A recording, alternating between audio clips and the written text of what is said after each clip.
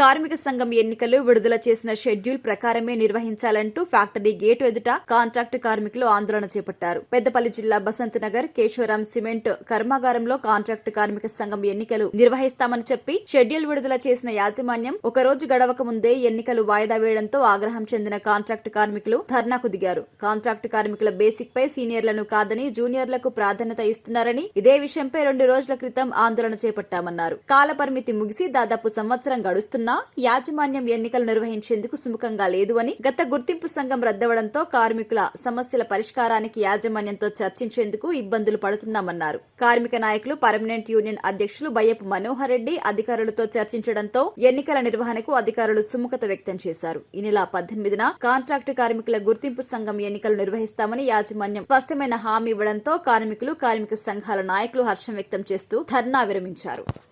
ఈరోజు Keshavram cement factory gate ముందు ఏదైతే కాంట్రాక్ట్ కార్మికులకు బేసిక్ల విషయంలో, అదేవిధంగా ఎలక్షన్ విషయంలో నష్టం జరిగిన సందర్భంలో సీనియర్ కార్మికులు వాళ్ళకు రావాల్సిన బేసిక్లు కానీ, అదేవిధంగా రావాల్సిన వాళ్ళకు రేట్స్ విషయంలో కానీ నష్టం జరిగిందనే ఉద్దేశంతో సీనియర్స్ కాకుండా జూనియర్స్కి లక్షలాది రూపాయలు తీసుకొని ఏదైతే కాంట్రాక్ట్ లేబర్ సంబంధించిన యూనియన్ నాయకులు తీసుకొని వాళ్ళకు నష్టం కలిగించారు. కాబట్టి వాళ్ళు తీవ్ర మనోవేదనకు గురై వాళ్ళు ఫ్యాక్టరీ లోపల చిమ్నీలెక్కి ప్రాణ త్యాగానికని సిద్ధమైన సందర్భంలో మేము పర్మనెంట్ యూనియన్ అధ్యక్షునిగా, అదేవిధంగా మా పర్మనెంట్ కార్మికులు, కాంట్రాక్ట్ కార్మికులు అందరం కలిసిపోయి, మా బాడీ మెంబర్స్ అందరం కలిసిపోయి వారికి మనోధైర్యాన్ని ఇచ్చి మద్దతు తెలిపి వారి యొక్క నిరసనను విరమింపజేసి మేనేజ్మెంట్ వారితో మాట్లాడి వారికి ఏదైతే సీనాడు తప్పిందో ఆ సీనాడు ప్రకారం రావాల్సిందిగా మేనేజ్మెంట్ వారితో చర్చించి వారి నిరసనను మేము ఆపు చేయించినాం. అదేవిధంగా ఎలక్షన్ విషయంలో కూడా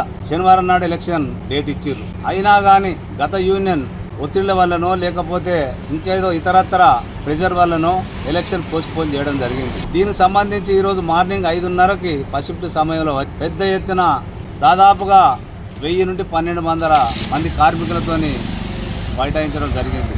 అదేవిధంగా మా కార్మికులకు ఏ విధంగా నష్టం జరిగిందో ఆ నష్టాన్ని పూడ్చాలని చెప్పి, అదేవిధంగా ఎలక్షన్ పెట్టాలని చెప్పి మేము డిమాండ్ చేసినాం. డిమాండ్కి అనుగుణంగా కార్మికుల పక్షాన డిమాండ్ చేసినాం. కార్మికులు కూడా పెద్ద ఎత్తున మాకు ఎలక్షన్ కావాలి, మాకు న్యాయం జరగాలని చెప్పి మేనేజ్మెంట్ వారితో చర్చించడం జరిగింది. వారు దిగివచ్చి ఒప్పుకోవడం జరిగింది. మేము అందరం కూడా కార్మికుల పక్షాన ముందుండి పోరాటం చేసినందుకు ఇలా సఫలీకృతమైనని చెప్పి మా కార్మికులందరికీ కూడా నమస్కారాలు తెలియజేసుకుంటూ, అదేవిధంగా మేనేజ్మెంట్ వారు ఒప్పుకున్నందుకు కూడా వారికి కూడా కృతజ్ఞతలు తెలుపుకుంటూ, కేశవరాం సిమెంట్ ఫ్యాక్టరీలో గత 10 సంవత్సరాలుగా ఇక్కడ ఈ ఎన్నికలు జరగాలంటే కూడా గెలిచిన తర్వాత కూడా గెలిచిన ఈ నాయకులు కూడా కార్మికులను అనేక ఇబ్బందులు పెడతా ఉన్నారు. ఇది 3వ ఎలక్షన్లు పెట్టడం కోసం కూడా కంపెనీ దగ్గరికి వచ్చి వర్కర్లు అందరు కలిసి బంద్ పెడితేనే ఎలక్షన్లు అయ్యే పరిస్థితి వచ్చింది. దాంట్లో భాగంగానే మొన్న మీటింగ్ పెట్టేసి ఒక ఎన్నికల షెడ్యూల్ విడుదల చేశారు. వారు 11 పొద్దున్నే వచ్చేసి మళ్ళీ దాన్ని యాజమాన్యం కొంతమంది వ్యక్తుల ఒత్తిడి వల్ల దాన్ని ఆపడం జరిగింది. నిన్నంతా కూడా యాజమాన్యంతో మేము చర్చ చేసినాం.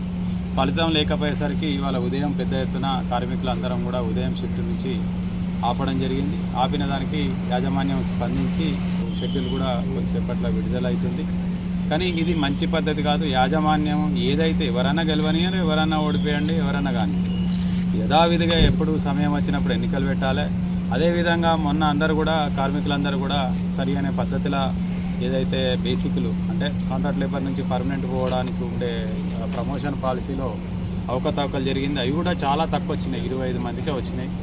ఆ తక్కువ వచ్చినడమే ఒకవైపు ఇబ్బంది. అంటే ఇవాళ ఇంకా అందులో కూడా సీనియారిటీని తప్పించేసి మోసం జరిగేసరికి కార్మికులందరూ కూడా ఆ స్థాయిలో మీదకి ఎక్కడం జరిగింది. మళ్ళీ అందరం కలిసి నాయకులందరం కలిసి వాళ్ళని కన్విన్స్ చేసి యాజమాన్యంతో ఒప్పించి అది సరి చేపిస్తామని చెప్తే కార్మికులు దిగడం జరిగింది. అట్లా ఏదైనా ప్రమాదాలు జరిగినా, ఇంకేదైనా జరిగినా, ఇక్కడ ఆపడంలో ఇబ్బంది అయినా కానీ ఇట్లాంటి పరిస్థితి నుంచి రాబోయే కాలంలో యాజమాన్యం ప్రత్యేక శ్రద్ధ వహించి జరిగేది ఎవరైనా గెలవని, నేను గెలవని, ఇంకోరు గెలవని, పక్షపాతం లేకుండా సీనియారిటీ ప్రకారమే అన్నీ జరగాలని చెప్పేసి యాజమాన్యాన్ని డిమాండ్ చేస్తూ, అయినా కూడా యాజమాన్యం దిగొచ్చి వాళ్ళు ఎన్నికలు పెడుతున్నందుకు వారికి కృతజ్ఞతలు తెలియజేస్తాం.